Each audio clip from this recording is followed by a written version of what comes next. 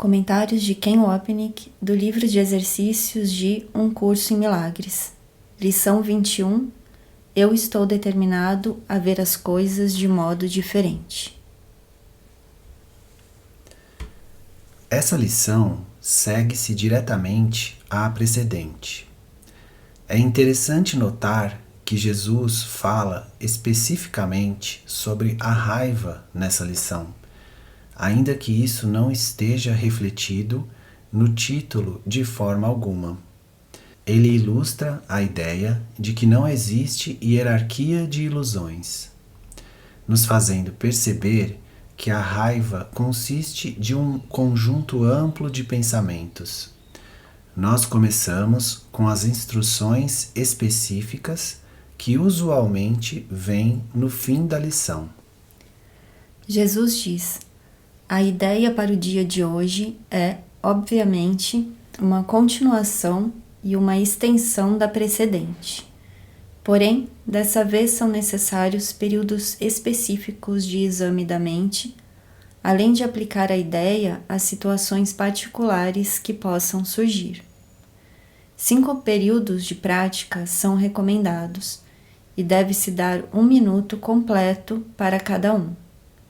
Nos períodos de prática, começa repetindo a ideia para ti mesmo. Depois, fecha os olhos e examina com cuidado a tua mente, procurando situações passadas, presentes ou antecipadas que te despertem raiva. Ken Wapnick. Esse é o exame da mente que já discutimos.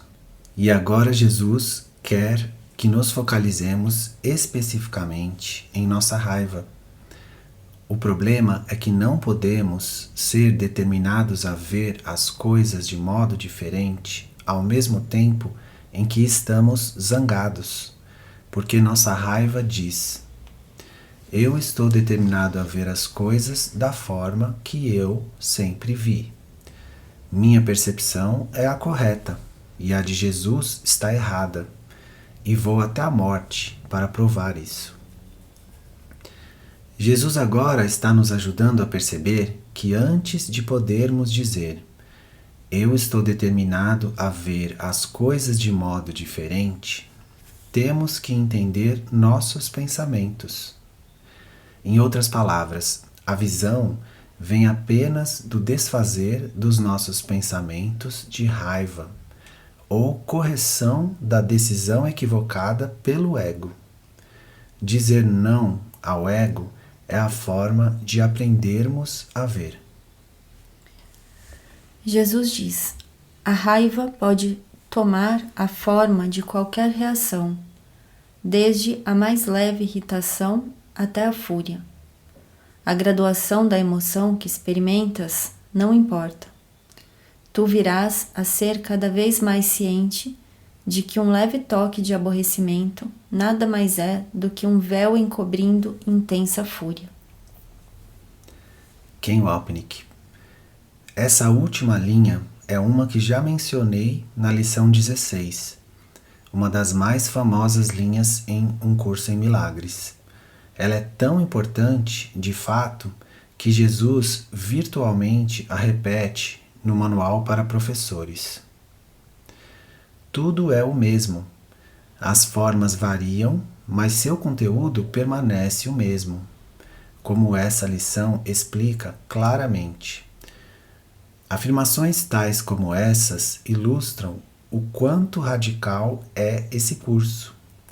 Para todos os propósitos e intenções, ele invalida todas as nossas experiências e crenças. Jesus. Tenta, portanto, não deixar que os pequenos, entre aspas, pensamentos de raiva te escapem durante os períodos de prática.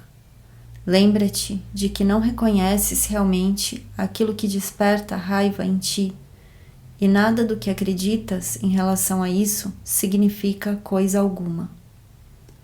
Ken Wapnick.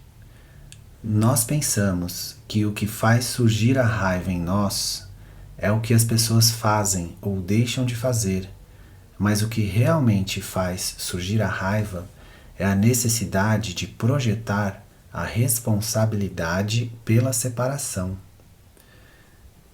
Jesus, a raiva sempre envolve a projeção da separação, que deve ser, em última instância, aceita como responsabilidade da própria pessoa em vez de ser imputada aos outros. Ken Wapnick. Esse fato é o que não queremos reconhecer. Precisamos proclamar: eu não sou culpado do pecado de assassinar Deus e trair seu amor. Alguém mais é.